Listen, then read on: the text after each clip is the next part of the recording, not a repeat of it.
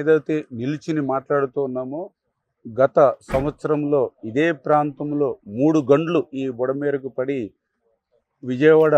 ముంచెత్తినటువంటి పరిస్థితి మనందరం కూడా చూసాం. ఆ రోజు ముఖ్యమంత్రి చంద్రబాబు నాయుడు గారు సైతం కలెక్టరేట్లో బస్సులోనే 10 రోజులు ఉండి పరిస్థితులను చక్కదిద్దడం కానీ, లోకేష్ గారు సైతం డ్రోన్స్ కెమెరాస్ ద్వారా 24 గంటలు కూడా రియల్ టైంలో మానిటరింగ్ చేయడం, ఆ రకంగా యుద్ధ ప్రాతిపదికన ఆ 3 గంటలను కూడా నిలవ కాళ్ళ మీద ఇటు అధికారులు కానీ ఏజెన్సీలు కానీ శ్రమించి ఆ రోజు తాత్కాలికంగా మనం ఆ రోజు ఈ గండ్లను మనం పోడ్చగలిగితే మొన్న గండ్లు పడడమే కాదు, గతంలో ఈ బుడమేరుకి ఎప్పుడు గండ్లు పడినా ఇదే ప్రాంతంలో పడుతూ ఉన్నాయి. ఎందుకంటే ఛానల్లో వచ్చేటువంటి ఫ్లడ్ వాటర్ తో పాటు దీనికి ఆపోజిట్ లో ఏదైతే పులివాగుకి సంబంధించి ఆ వాటర్ అంతా కూడా డైరెక్ట్ గా ఈ బండని టచ్ చేయడం, అదేవిధంగా ఇక్కడ సైఫోన్ ఒకటి ఉండడం, ఇక్కడే గండ్లు పడుతున్నాయని చెప్పడం ద్వారా, అదేవిధంగా ఈ కెనాల్కి పట్టిసీమ వాటర్ను కూడా రేపు ఫ్యూచర్లో తీసుకురావాలి కాబట్టి ఆ సీపేజీలు కూడా లేకుండా చూసుకోవాల్సిన బాధ్యత ఉంది. కాబట్టి ఈరోజు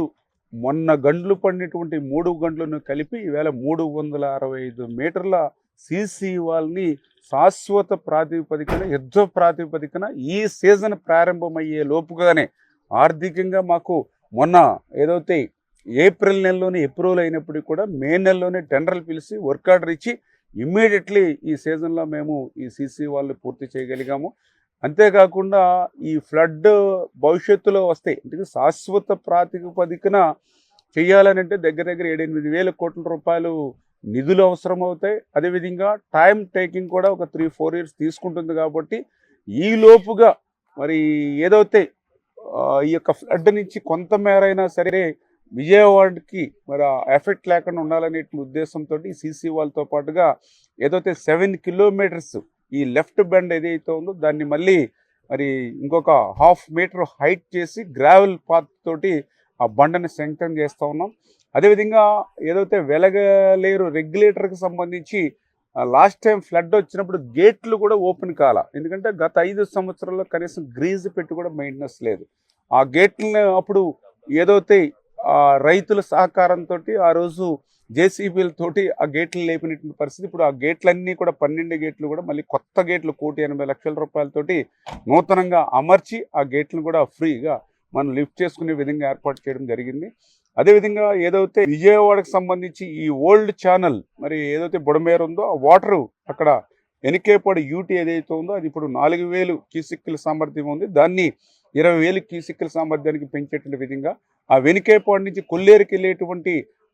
బుడమేరు డ్రైన్ 57 కిలోమీటర్లు కూడా మొత్తం డీసిల్టింగ్ చేసుకుంటూ దాన్ని కూడా క్లియర్గా ఉంచుకునేటువంటి విధంగా ఆ కొల్లేరుకు వచ్చినటువంటి నీరు కూడా ఉప్పుటేరు మీదుగా సముద్రంలోకి పోయేటువంటి విధంగా 9 కోట్ల రూపాయలు నిధులు ఇచ్చి మన టెండర్లు పిలిచి ఇప్పుడు అక్కడ డ్రెడ్జింగ్ కూడా చేస్తూ ఉన్నాం. అంటే ఈ యొక్క బుడమేరు ఆపరేషన్ అనేది టైం టేకింగ్, ఇంకా ఏదైతే ఆర్థిక పరంగా ఆమోదాలు సెంట్రల్ గవర్నమెంట్, డిజాస్టర్ మేనేజ్మెంటు మరి వీటన్నిటి సహకారంతో వచ్చే లోపుగా మరి ఈ యొక్క కార్యక్రమాలు ఏవైతే ఈ సీసీ వాళ్ళు కానీ గ్రావెల్ రోడ్ కానీ కొత్తగా ఏదైతే రెగ్యులేటర్కి సంబంధించినటువంటి డోర్స్ కానీ డీసిల్టింగ్ కానీ అదేవిధంగా డ్రెడ్జింగ్ కానీ ఈ రకంగా ఈ ఫస్ట్ ఫేజ్ కింద ఎవ్రీ ఇయర్ కొంతమేర ఈ పనులను చేసుకుంటూ, అదేవిధంగా ఈ బుడమేరు డైవర్షన్ ఛానల్కి సంబంధించి ఇది 17,500 క్యూసెక్కుల సామర్థ్యం ఉంటే దీన్ని కూడా 37,500 క్యూసెక్కులకి పెంచేటువంటి విధానంలో ఆ బ్యాలెన్స్ వర్క్లు పూర్తి చేసేటువంటి విధంగా ఈ రకంగా 1 by 1 ఒక్కొక్కటి కూడా ఆ పనులు పూర్తి చేసేటువంటి విధంగా గౌరవ ముఖ్యమంత్రి చంద్రబాబు నాయుడు గారి యొక్క ఆదేశాలతో పనిచేస్తున్నామని చెప్పి మీ ద్వారా తెలియజేస్తున్నాం.